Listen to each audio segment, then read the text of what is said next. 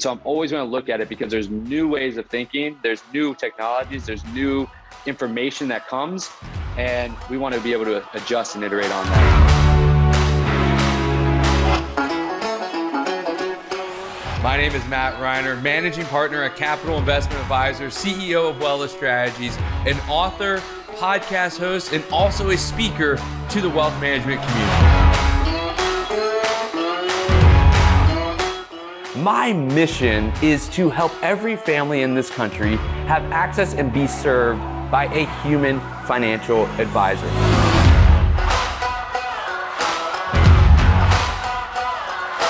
That we all have to live in the moment and not try to force progress too quickly. Let it happen and commit to a long-term strategy in your life, in your business, and in your investment portfolio. And now, your host and my dad, Matt Reiner. Ritik Malhotra, welcome to the FutureProof Advisor podcast. How are you, my friend? I'm doing great. Excited to be here. Yeah, man, I am stoked about this podcast. I mean, I think just reading about your story and learning about you and your success and your journey has been so interesting and mind-blowing to me, from being a young kind of tech, some would say prodigy, entrepreneur, and then having businesses, selling some businesses in technology, and now bringing technology to wealth, which is something that I'm super passionate about and can't wait to explore. And I like to understand a little bit about your journey as well. And I'm curious, in your standpoint, I'm going to go a little bit of a different path than I usually do to understand your journey. I'm curious some of the moments in your childhood or early tech journey that have shaped your mindset as a builder and a leader, because I see you as a builder and a leader of technology and ideas. And I'm curious where that stemmed from in your journey early on from childhood.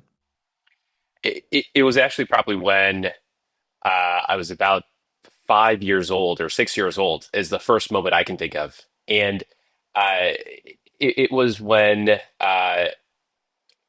right when we had gotten a computer at home. So this is when my parents had just moved to the Bay Area. We were living in a one-bedroom apartment, and I remember my dad telling me this story very kind of late in my life, actually, where he said that he saved up to buy a computer at home for two reasons. One was so that he could get ahead at work and do some of the work at when he came back home. And the second was he always had an inkling like, hey, maybe this kid will find something fascinating about this and make a career out of it. And I always take a look at that moment, and it's hard to connect the dots at that time, but very clearly, just having a computer at home, and even being in the Bay Area where they were trialing computers in the elementary schools, middle schools, high schools, just being surrounded by it, there was this constant focus on technology can do great things, and there was this very exuberant environment around that. So even in an early age, when I found this computer, I was like, I found the internet. I found, how do you play video games online? And then the next thing I was asking is, well, if I can't get these video games and buy them, then how do I make them myself? And how do I make these websites, and so on and so forth? And what ended up happening is by middle school, I learned how to write some software, put websites up, figure out how to run an internet business and scale it. And so there was just this curiosity that kept blooming over and over again when being surrounded and being in the right place, that I think has led to this very builder mindset. Because that level of curiosity and the joy that I got as a kid is exactly what I chase every single time when I'm thinking about building. Looking now to the next part of the career, right, where you learned and you used these mindsets to where then you started to build businesses. I mean, I think you sold your first business early in your 20s, I believe, in that sense. And so that means that you had to start the business in your teens, in your late teens. And then you were able to then use that to then go build another business, and now you're on your third business. I love talking to entrepreneurs because I think the journey is so interesting. And I'm curious, in your side, what you have learned about in the process of building businesses, that the power about leveraging partnerships and technology and even people or relationships that can be what have you learned in that journey of building a new business, selling a business, starting a new business, and selling it again, in that leverage that comes from all those different things, people, relationships, partnerships, technology, that we can apply within wealth management, even if we're not looking to go turn over another business and start a whole nother business. But I think that there's some lessons in that we can learn. Certainly. Yeah. And I think there's a lot of repeatable lessons, especially as you think about early stage businesses, regardless of what industry or how you're approaching it.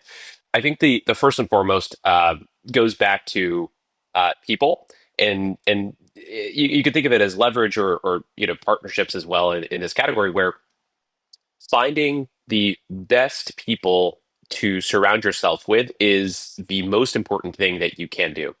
And so, whether you're trying to build a massive high growth business, or building even a 3 or 4 person business, the idea here is that the outputs that are driven by any sort of creative or knowledge work is effectively done by the people. So evaluating and figuring out how do you find the most creative 0 to 1 type thinkers is actually the most important thing you can do, because there's only so much your own good ideas or your own good execution can drive the business once you start getting beyond just what you're capable of in the 24 hours you have in the day. So principle number one, just focus relentlessly on finding the right kinds of people. And I'll even go one level deeper. It's that this isn't about look at the resume and find someone that has the best logos on their resume. Oftentimes the hardest part is actually discerning, is the individual right for the business at the stage that it is. And so it's sometimes a red herring if you look at someone and the only thing you're looking at is, hey, they have really nice company logos. But if all these companies have 10,000 plus people, it is unlikely that those skills and the training and the ability to think in those environments is going to translate very well to a less than 5 person company, regardless of what you're doing. And so those are sometimes the subtleties that are really, really hard to evaluate. So I'd say that's the first principle. I'd say the second principle that has gotten more refined over the years is actually around how to think about planning and future kind of goals and vision. So I think there's this notion of, every company should have some sort of a goal or a vision or that they're working towards. And I actually think it's not just a fruitless exercise where you kind of put a business plan on a piece of paper and then kind of move on. It's actually something really important to think about, because there's this concept that I've learned of working backwards. So it's, if you set a plan, whether it's a 12-month plan, 24-month, whatever plan it is, and you set these goals, everyone knows that the plan that you laid out is not going to be accurate. The twists and turns are so hard to predict.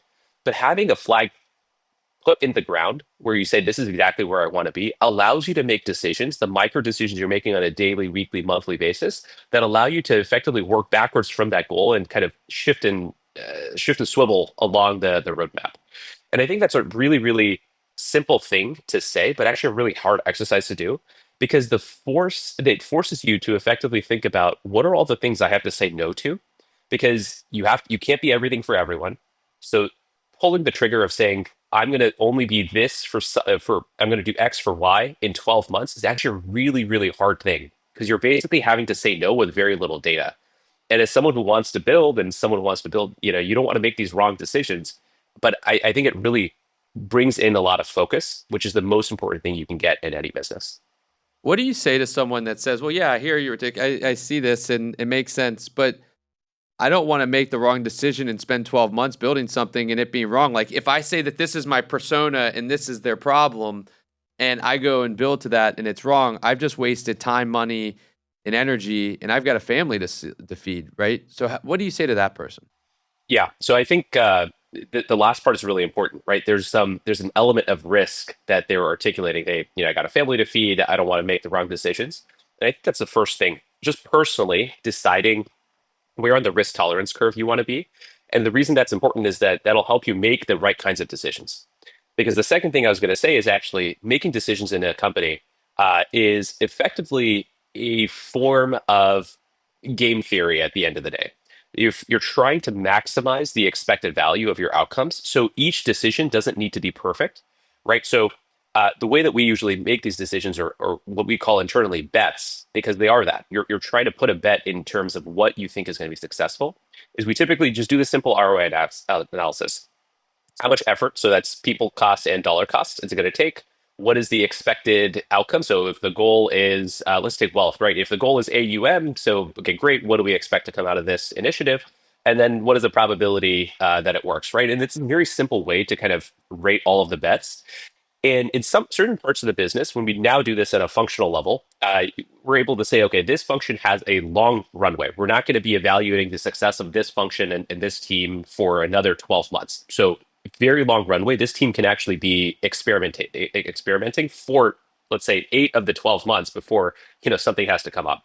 And other times it's like, hey, look, this team is evaluated on a weekly basis. We need this to run, otherwise the business is going to have critical problems. So you can imagine operations is very much like that. And so in those cases, you're actually removing the things that are super high risk from the list, or maybe you have one of those projects for the next 12 months, but everything else is much lower probability. So that's the way I'd game theory and size it, and tackle the problem.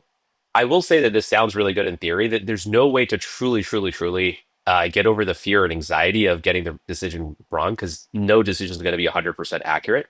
And I think that's just one of the learned, lived experiences you need to go through if you want to be running your own business, which is the anxiety is something you kind of do have to accept and really trust in your own self and gut, because that's what you're betting on. And I think that can be applied to running your own business, starting your own business, and also evolving your own business, right? Like you have to still think about your risk tolerance, and then you have to, you have to take some bets in your business, right? If you want to evolve it. And I think something that you did, and I want to transition to this, is that to help create that clarity is you can talk to the people that you are trying to serve. And I mean, you spent, I think it was like 6 years or something, interviewing 100 or more advisors throughout the process. I mean, you were going from technology to wealth, which that's another question for me is like, why, but we're not going to go there yet. Is you spent 6 years interviewing 100 advisors. That is itself an effort to help lower your ability of fear of making the wrong decision. But I'm curious from those conversations, like what aha moments or common pitfalls like surprised you most and shaped what you are now building at Savvy Wealth today? It's funny. Before I even answer that, I was just thinking about 100 people over 6 years. We're talking. I would talk to now about hundreds of advisors in less than a year, and so looking back, I wish that the time was even more compressed. But I think the natural curiosity kept me going over those 6 years. Really, the two aha moments for me, which are going to sound really simple, were number one, the actual value of a real advisor. And I say this because at this time in the 2010s, all the headlines were about robo advisors are going to take over the industry and make financial advisors completely obsolete as a job. I was just very puzzled because all the interviews and the people I talked to, whether even clients of advisors, advisors themselves, working with an advisor myself, everything pointed to the fact that actually the human to human relationship, the client to advisor, is actually the most sacred part. And there's a variety of reasons why, but it could be just there's a lot of emotion attached to these kind of financial decisions, or look, they just know a lot more about the specifics about an individual that they can make better decisions than a computer can. A variety of things, but that was moment number one. The second aha moment was diving deeper in, trying to understand first from a client's perspective of why is it that the experience of working with an advisor, while the advisor is excellent, is sometimes so antiquated. I remember this time when I personally had to go and snail mail some documents, and I was just couldn't figure out why. I said, okay, well, I'm gonna go do this. My advisors told me to. I was living in San Francisco at the time, pouring rain, and I'm running through rain with this document which is not protected. I'm hiding it underneath my shirt, and running to the post office. And I just the moment is viscerally scarred in my mind of why the heck am I doing this? Like, what went wrong in the sequence of steps to get here? And the more that I just dug in, the aha moment for me was actually that each advisor I was speaking to basically consistently talked about two problems. One of two problems. One was that, and they're both structural in nature. They would say that, look, the institution that they're at are these 100-plus-year-old banking institutions that don't think about technology. So they themselves don't get the access to the tools. So, clients getting access to anything more than a snail mail ability to do something was just out of the question. And even the advisors that have broken out and started independent firms, they would talk about how they're mired in all of these tools, about 7 to 12 different tools that they're using at any given time. And they're usually fed up with them. They're not able to get them all integrated. They spend a lot of time in just data reconciliation rather than with clients.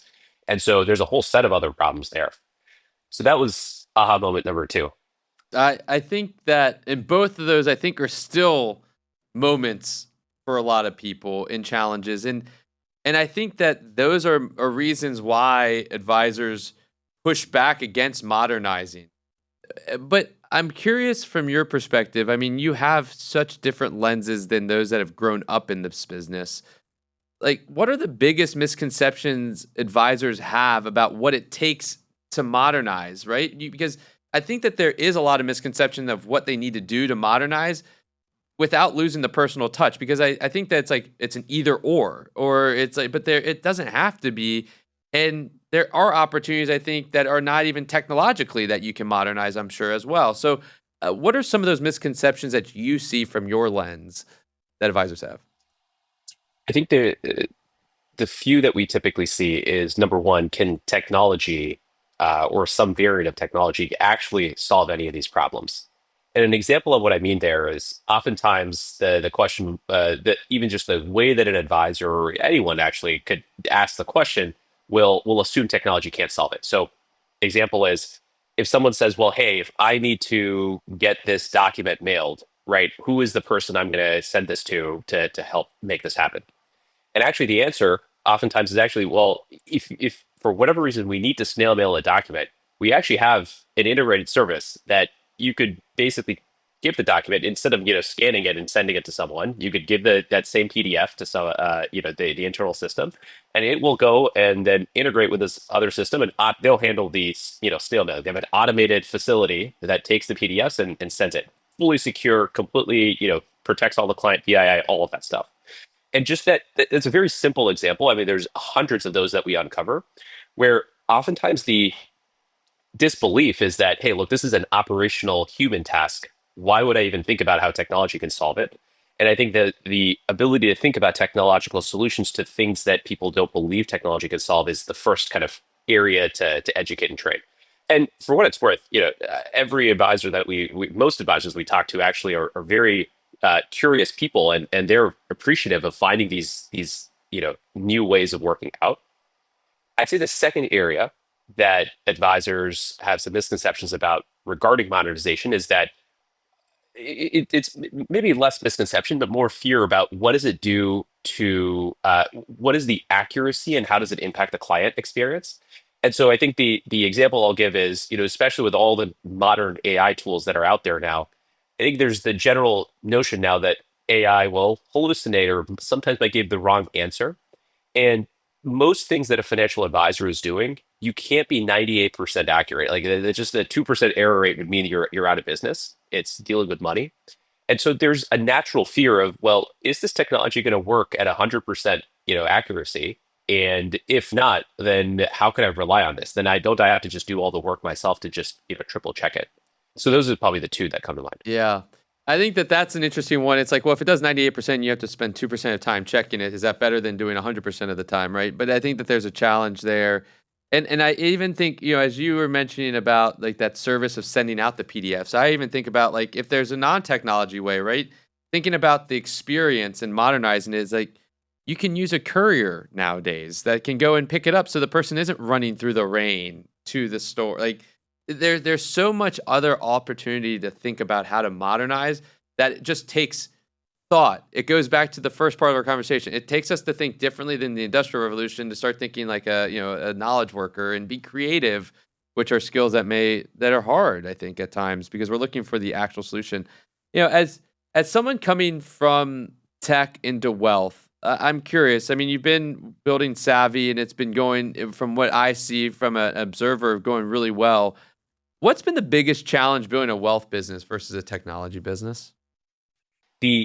When you're dealing with money, there's a lot of operational pieces versus I think everyone at tech thinks about, okay, how do I jump from something that's super manual to just, okay, how do I automate everything? Which is why you have all these robo advisors that are trying to just fully automate the industry. But actually, when you look at the subtleties behind the industry, it's still a very much either operationally driven, there's a lot of operationally driven processes, right? So you still have to think about checks and balances, human intervention, human in the loop type stuff. And then second is that the nuance is that it's because it's related to money, the actual human to human relationship is really important. So this is the core ethos of the company. We settled on, the the advisor is the most important part. So building around that human relationship is actually going to be really important. I think it'd be really hard to jump directly from tech, where everything in Silicon Valley is about automate everything, to that conclusion. And so I'm really happy that we had that realization. That is a good realization. I think and that's also something that a national study that we're launching shows as well, is that people still want the human relationship. I kind of see it as like high, like it's like an emotional thermostat basically, right? Like when emotion is really high, the human nature being needs a human interaction and connection, right? But like when the human emotion is low and it's like a low thing, just like how's my portfolio doing, or should I buy Apple? Like that's like a low emotion thing. It's like you can use AI for that. So it's like there's this thermostat, or this kind of range that you can think about as well. And I think that there's also this range around technology usage and tech savviness, to borrow the company's name. But advisors a lot. I think what I've heard, at least from my peers, is that hey, I'm not tech savvy. Like this isn't for me. I can't use technology. I've only done it this way. How do you, coming from the world of technology and living in Silicon Valley and all that, how do you help, or would you help get them to embrace technology more?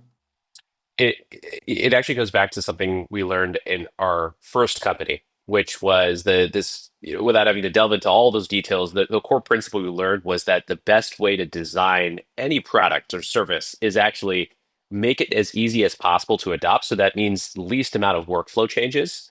And there's the philosophy we use is, build to meet the person where they work. And the reason I say that is there's effectively two things that we do today.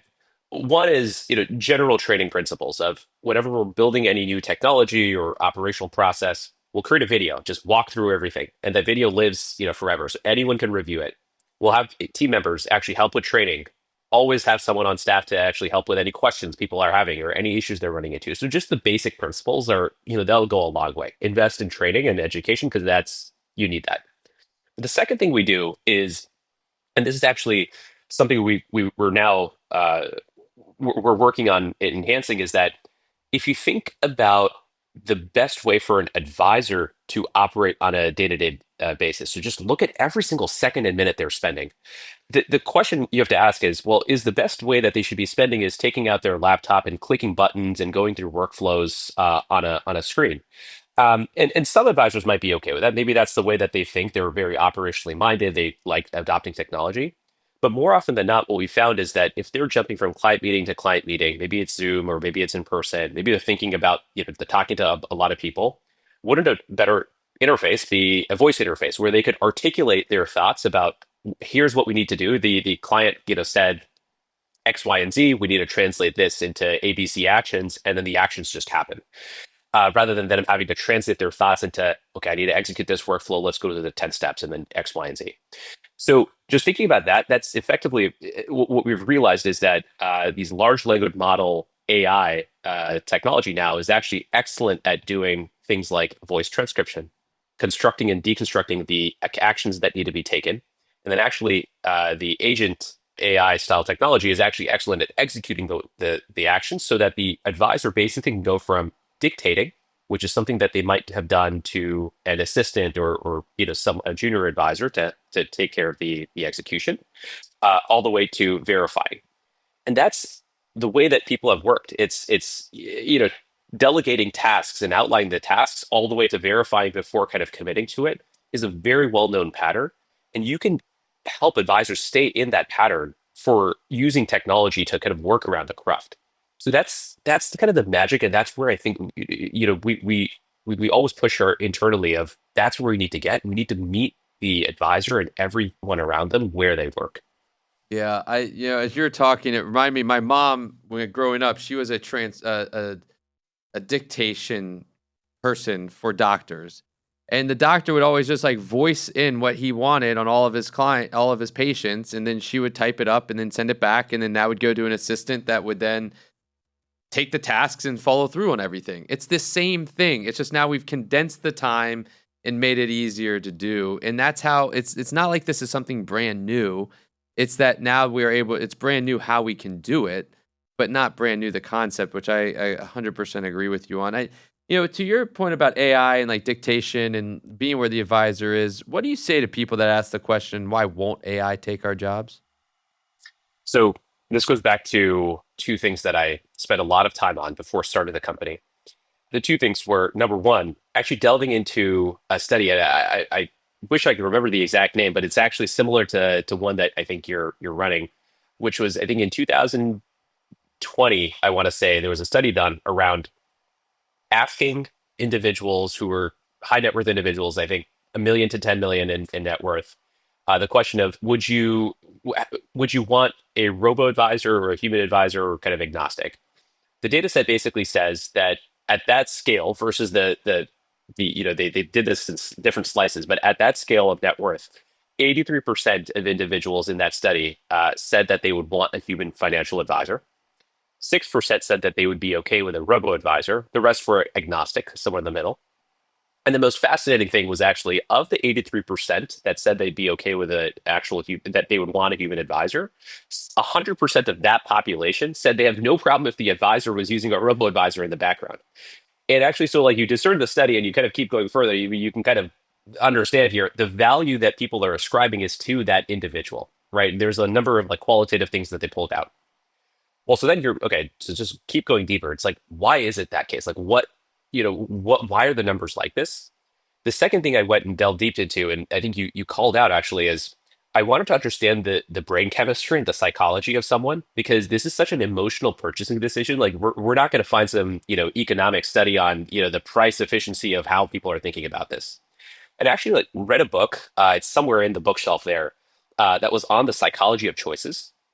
And the book basically has a number of ways that kind of draws to this ultimate conclusion, which is things that evoke the fear response are generally ones that people will look for another kind of emotional connection to someone to help make those types of decisions. So what do I mean by that?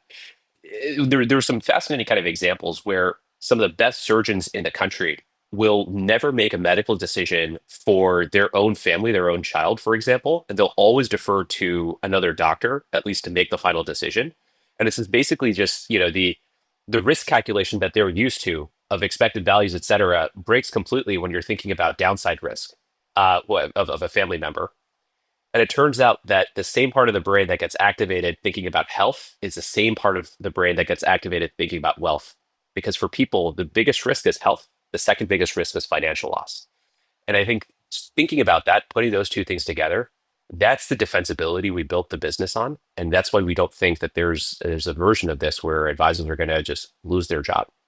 Yeah, I mean, I think it's you have to change so much about the human nature of a human being that goes back to like cavemen and women, that like you'd have to change that to ultimately have it to where AI is there. And when we get to the acceptance of it, I think that should be relief for individuals and advisors especially, but it doesn't mean that you can just continue to do things the way you have been doing, right? There is this evolution of expectation, because to your point, like in our study that we found is that yes, it's near 90% of people want a human and still value human financial advisor, right? That's study.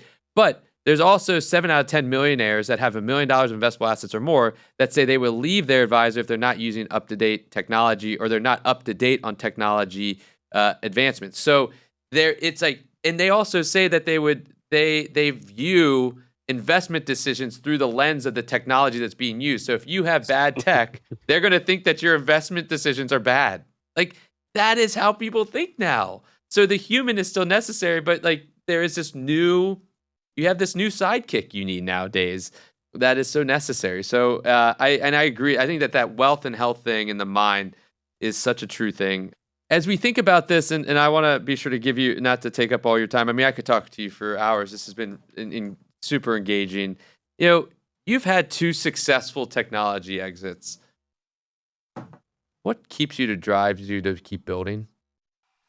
It goes back to before starting Savvy. I spent 4 months just taking some time off. But after we'd sold the second company, we'd integrated it, scaled it at the last one, and before even making the decision to start Savvy. And it was very, I think, a soul searching process around letting my mind wander. And the thing that kept eating at me was, I'm very grateful and incredibly lucky to be having the right sequence of events to have two great exits, financially excellent exits, but we never built something that was resilient and enduring as a standalone business. They became successful within other businesses. I'm very happy with that. And the reason that that kept eating at me is we talked and started this talking about the 5 or 6 year old version of me. That version of me who was driven so deeply by curiosity and just got so much joy by building wouldn't think about financial exits and things like that. And I think the soul searching led me to think about, well, there's this thing I've been thinking about every single day for 6 years. I've been looking for startups that are going to fix this problem in the wealth industry. That I'd noticed those two aha moments of, okay, someone should fix this problem around technology enabling the advisor and like stop doing this like robo just replacing the advisor strategy. We had built a corporate wealth management business at this point. I was a junior advisor. I used to manage friends and family money. I used to give lectures on personal finance to new college grads. Like I spent all my time just purely out of passion in this area. Combining that with that soul searching experience of what would that 6 year old kid really value. And I said, and I think that that is the those are the main inputs that led me to say, let's take one swing. I don't want to build any more startups ever again. I don't want to go and work anywhere else. But it'd be such a meaningful thing if we could change the way the industry works. And I think that actually has like such a empowering thing every day I wake up and it's like, wouldn't that be amazing? Mhm.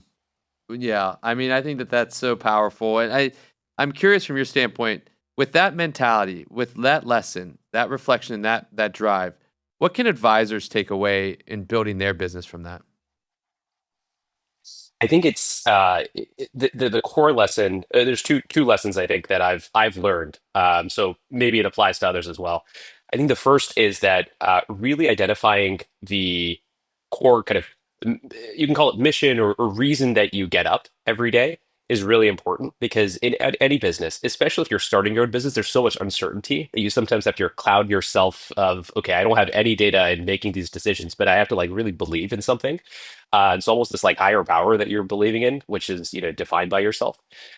So that's really important. And one tactical way to do that is really articulating, well, I'm going to work with X kind of client. So this is the niche I'm going to work with. This is my differentiated value prop in why I'm going to really help them.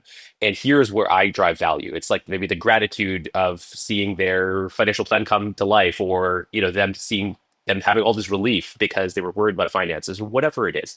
Like get to those very miniature moments in the work and really try to understand why that's exciting for you. Or maybe it's just like, hey, I want to just make more money. Totally fine. Just like figure out what that is and just like be very honest about it. And the second principle that I've learned is spend as much time as you can in thinking about kind of how to orient yourself. So whether it's to start a new wealth management firm, whether it's to completely change careers, whatever it is, just like spend as much time as you can to really be honest about it. And then once you figure what that orientation is, then go 200% and just relentlessly pursue that. And just like don't kind of look back, because I think you don't get many at bats in life to really go do something very meaningful. I mean, there's just so few things. So figuring out the vector and how you want to kind of point yourself before you really kind of fire away is probably even more important. I love that. And thinking about that advice and thinking about your journey and thinking about the firm you're building. I mean, I have to ask this question because the name of the podcast is the FutureProof Advisor podcast. I have to ask, what specific advice would you give advisors who want to future-proof their firm? What do you think they need to do to be relevant, growing, and making an impact in the future? I would say the two answers are they kind of boil to the same thing, which is finding ways to constantly figure out where time is being spent that is orthogonal to the value being driven. Okay, so what does that mean? It's like if you're spending a lot of time, the basic example is like if you're spending a lot of time on paperwork to open an account for a client, it's unlikely that that is driving the actual value, because once your value and time is so precious that once you've figured out what needs to get done, because maybe there's a new 529 account that needs to be open so that the client can invest the money for their teach your kids college or whatever else, like the actual planning and decision making and whatnot is actually far more important than the actual execution. So the future proofing in my mind is actually how do you take basically the lowest value from an execution perspective tasks, and lowest value defined as what are the things that are that don't have to be you yourself as the executor, and finding either ways to modernize without technology, like you were mentioning, or using technology to automate it if there's a way to do it. That's how I try to incrementally build towards future proofing. Versus what I think happens today is, thinking about, okay, what are the 10 pieces of technology I need to build this tech stack up? It's overwhelming and can be difficult to figure out how to piece all that together. Another kind of example I put into that bucket is calendar audits to constantly future proof the firm is also looking at your own time. Highlight in terms of green, yellow, red of where you're getting the most energy, and anything that's red, really, really, really be honest of is that something that you are the only person that can do it? If not, try to find a contractor, a technology vendor, or hire someone if you are able to actually go and take that on, because 99% likely that someone else is probably going to get a lot of energy on tasks that you don't, and vice versa. And so that's, sometimes the solution doesn't even need to be, I need to use technology to automate something, but just doing these types of practices helps you just self-evaluate and stay on top of, modernizing and improving yourself. So good, man. I always like to wrap up with like, what's an idea or a book, but you've given us so many ideas and so many options to look at. So I don't even need to do that because this whole podcast is filled with great insight. I will wrap up with this question. I want to put a crystal ball out there. What does the industry look like in 5 years? I would say the industry, from the lens of an advisor, I'll say, is there's really kind of two main shifts. The first shift is the advisor's time being spent is actually in a lot more kind of client facing. The percentage of time spent with clients, whether it's prospective or existing clients, I think is dramatically higher, because through a lot of automation and AI, I think currently what I think is approximately 70% of the middle and back office does get reduced dramatically. I think the second thing is that the way of communicating with clients, while it's still advisor to client, I actually think the advisor might rely on a lot of technology and AI and all of that to help them pull up the best kind of decision making or next best action or strategy. And it's actually very similar to even how doctors sometimes will operate. The most modern doctors, they'll pull up, my fiance is a physician, and she has this internal kind of database of all of these things she can ask questions to, and it'll basically is like the best encyclopedia that lets her like pull this information up. And so taking that one step further, it's like, why is it not possible for an advisor to also do that rather than keeping everything in their head as almost this like, super armor that they can activate at any time to help them make decisions faster? So those are, I think, the two shifts that we'll see. Now, notice in all of that, this isn't an answer about like how AI is going to suddenly be talking to clients and like it's, the futuristic world, they're making all the trading decisions. Everything is, I think that part of this equation will not change. The client advisor relationship will just become stronger, more time will be spent, and everything around that where it's not driving value should be automated away.